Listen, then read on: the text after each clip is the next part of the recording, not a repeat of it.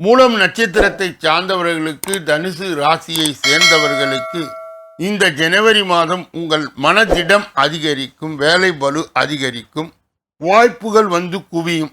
ஆரம்ப செலவை குறைக்கவும் அவ்வப்போது ஒருவித சோர்வு ஏற்படலாம். அதை தகுந்த நபரிடம் திட்டமிட்டு சரி செய்யவும். எந்த பிரச்சனை ஆனாலும் ஒருமையுடன் முன்னெச்சரிக்கை நடவடிக்கையுடன் செயல்படும். போராடம் நட்சத்திரத்தை சார்ந்தவர்களுக்கு, தனுசு ராசியை சேர்ந்தவர்களுக்கு இந்த ஜனவரி மாதம் அடுத்தவரை நம்பி காரியங்கள் செய்வதை தவிர்ப்பது நன்மை தரும். குடும்பத்தில் இருந்து வந்த பிரச்சனைகள் தீரும், மன கவலை அகரும்.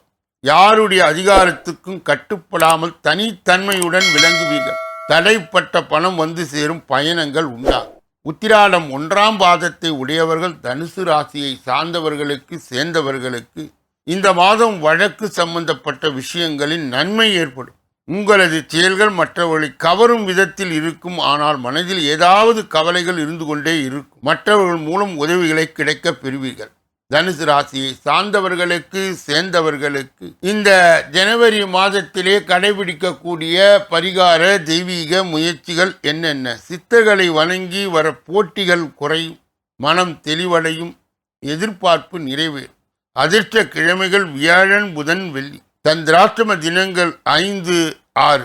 அதிர்ஷ்ட தினங்கள் ஜனவரி 26, 27.